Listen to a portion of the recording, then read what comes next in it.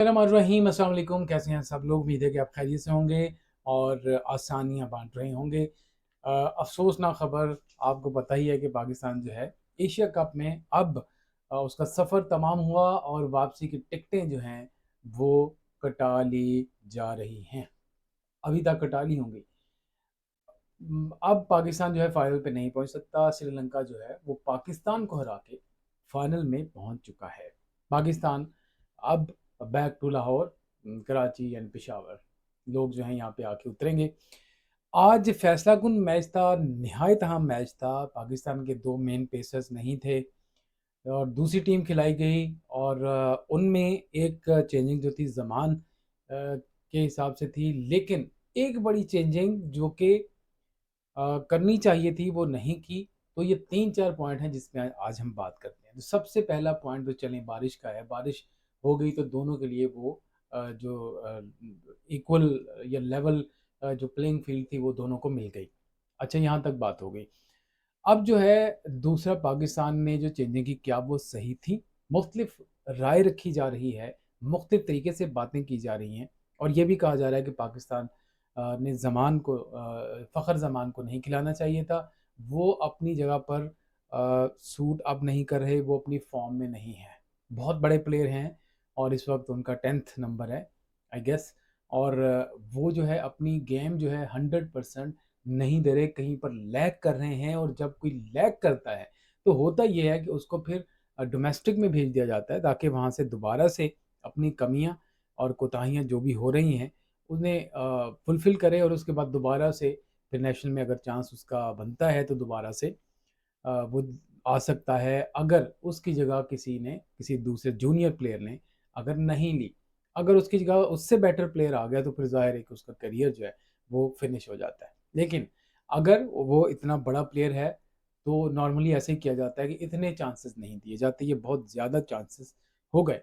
क्योंकि पहले भी ऐसा होता रहा है, एक मैच में स्कोर कर दिए और उसके बाद फिर गैप आ गया, फिर स्कोर कर दिए, फिर 10। यानी ये अजीब कॉन्सेप्ट है, ये आज से नहीं है। पाकिस्तान क्रिकेट में शुरू से है कि अगर किसी ने एक इनिंग्स अच्छी मारी उसके बाद 5-10 मैचेस उसको वैसे ही मिल गए।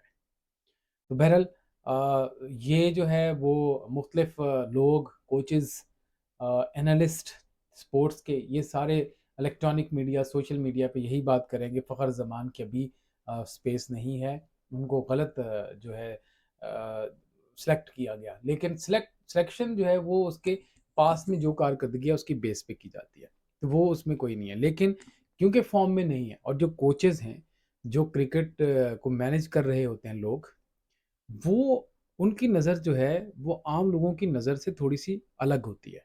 वो इन चीज़ों को पहले से ही देख लेते हैं। उनमें उनमें वो जो क्या कहते हैं, जो नज़र होती है वो बाज़ की नज़र होती है। वो देख लेते हैं कि अब इनकी फ़ॉर्म के अंदर ये चीज़ लैक आ रही है, इसकी बैक लिफ्ट अच्छी है, फ्रंट फुट सही आ रहा है कि नहीं आ रहा, और ये मूव कर रहे हैं कि नहीं कर रहे, बॉल को क्या हर बॉल जो है मिडल पे जा रहे हैं, नहीं जा रहे। बॉल को मिडल करने में भी एक बॉडी लैंग्वेज चाहिए होती है। वो फिर बॉल के ऊपर आता है बंदा, फिर उसके मुताबिक खेलता है। तो ये सारी चीज़ें देखने के लिए भी एक नज़र चाहिए, जो कि क्रिकेट के अंदर कोई आम लोग नहीं बैठे हुए, मैं या आप नहीं हैं, बल्कि वो जो एक्सपर्ट्स हैं अपने काम के अंदर वो बैठे हुए हैं। अगर वो लोग ये भी नहीं दे सकते तो फिर उनके ओहदों का फ़ायदा नहीं है, वो हट जाएँ, फिर दूसरे लोग आ जाएँ।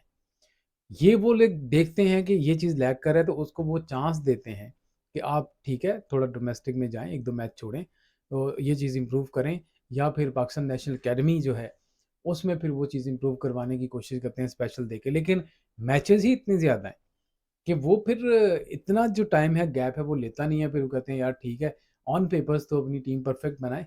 तो वो ऑन पेपर्स के चक्करों में जो इन फॉर्म या आउट ऑफ फॉर्म प्लेयर्स हैं, उनका जो गड़बड़ हो जाती है, ये टीम को लूज़ करने में देती है। लेकिन बहरहाल 242 का टारगेट था, अच्छा टारगेट है, कोई इतना बुरा नहीं है। और 250 कितना था? 252। तो 42 ओवर्स थे, यानी अगर 8 ओवर और होते तो 300 से ऊपर होता ज़ाहिर स्कोर, क्योंकि हमारे प्लेयर्स जो हैं वो ठीक थे, अच्छा खेल रहे थे। तो ये जो इश्यू है, उसके बाद फिर जब श्रीलंका आए, ज़ाहिर है कि एक तो उनकी होम ग्राउंड, उनको सॉइल डायनामिक्स का पता है, यानी विकेट की जो मट्टी होती है, उसकी पिच, उसका भी पता है कि बारिश के बाद कैसी होगी, उसमें टर्न आएगा नहीं आएगा बॉल, क्योंकि थोड़ा बादल वगैरह थे तो उसमें स्विंग का क्या कंट्रीब्यूशन है, मॉइस्चर का क्या बॉल पे इफेक्ट होगा, तो इसलिए वो ज़्यादा बेहतर है। लेकिन जाहिर है इन्होंने भी कैलकुलेट किया, स्कोर अच्छा हो गया। अब बाकी अगला उनकी इनिंग्स आई, ये आउट नहीं कर पाए। एक तो हमारे हीरो जो है शाहीन अफरीदी साहब हैं, तो वो ठीक है, वो बहुत अच्छे बॉलर हैं, पेसर हैं, लेकिन एक चीज़ पे उन्हें ग्रिप आई ही नहीं, प्रॉपर नहीं है ग्रिप उनकी। ठीक है, वो एक आध टिप्पा पड़ जाता है, सीम कभी वो देते हैं वहाँ पे, सीम से वो अंदर चली जाती है, या फिर स्विंग पे प्रॉपर कंट्रोल नहीं है, जोर लगाते हैं, स्विंग पे प्रॉपर कंट्रोल नहीं है। शायद आप कुछ लोग जो हैं मुझसे डिसएग्री करें, लेकिन ये बात सही है। आमिर को अगर कंपेयर किया जाए तो आमिर में वो परफेक्शन है, और वो पहले 17th 18th ईयर्स की जब एज में था आमिर, तो उसमें ये चीज़ थी, और अब भी वो मौजूद है, और वो कोई बूढ़ा नहीं हो गया। अभी भी उसके अंदर वो पेस है, अगर चांसेस दिए जाएं तो वो आ सकता है। जब तक वो खेलता है उसे खेलने दें, कम से कम वो जो आपके अटैकर्स हैं आप उनमें से चांसेस तो दें। डेड एंड जब ओवर्स होते हैं उसमें भी वो अच्छा बॉलर है, वही कोई मतलब आप उसको लाइट ना लें।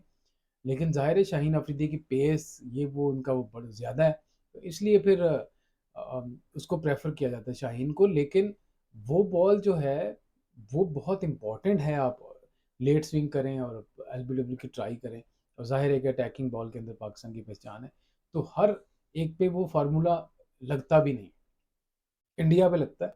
लेकिन इंडिया वाले अगर आपको अग्रेसिव खेल रहे हैं तो आप तौर पर घूम जाते हैं आपके। ये भी तो बहुत सारी चीज़ें होती हैं ना, आप साइकोलॉजिकली भी तो देखें टीम कहाँ पर स्टैंड कर रही है, इसके लिए कोई साइकोलॉजिस्ट चाहिए कि नहीं चाहिए, वो भी ज़रा वो देखना बड़ा ज़रूरी है। आज का जो अहम मैच था, टॉप ऑर्डर तो नाकाम हो गई हमारी। अब्दुल्ला शफीक एक थे नए, वो भी सर्वाइवल के चक्करों में थे, लेकिन कम अज़ कम 50 कर गए, ये बहुत अच्छी बात है। और लेकिन टारगेट हमारा अच्छा हो गया, बाबर आजम ने भी आज कोई इतना ख़ास नहीं किया, क्योंकि तवक्को उनसे बहुत ज़्यादा होती है। फिर अब रिजवान ने, अब्दुल्ला शफीक ने, और फिर चाचा क्रिकेट जो है उन्होंने भी, इफ्तिखार अहमद ने अच्छी बैटिंग की, और जाहिर है कि उसका फिर थोड़ा सा स्कोर अच्छा हो गया। लेकिन हमारी फिर बॉलिंग की बात आती है, बॉलिंग जो है वो थोड़ी सी हमारी अप टू द मार्क नहीं थी, बॉलर्स को थोड़ा मिसहैप हो गया। लेकिन जो बाकी लोग हैं इन्होंने भी तो आगे जाना है, ये भी तो आगे नेशनल खेलने के लिए आए हुए हैं, इंटरनेशनल खेलने के लिए आए हुए हैं, तो इनको भी चाहिए था कि कोई थोड़ा सा बेहतर करें। लेकिन हमारे जो मेन अटैकर्स हैं उनको इतनी ज़्यादा पड़ गई, तो जाहिर है कि बाकी क्या करें। लेकिन फिर भी चाचा ने 3 विकेटें ले ली।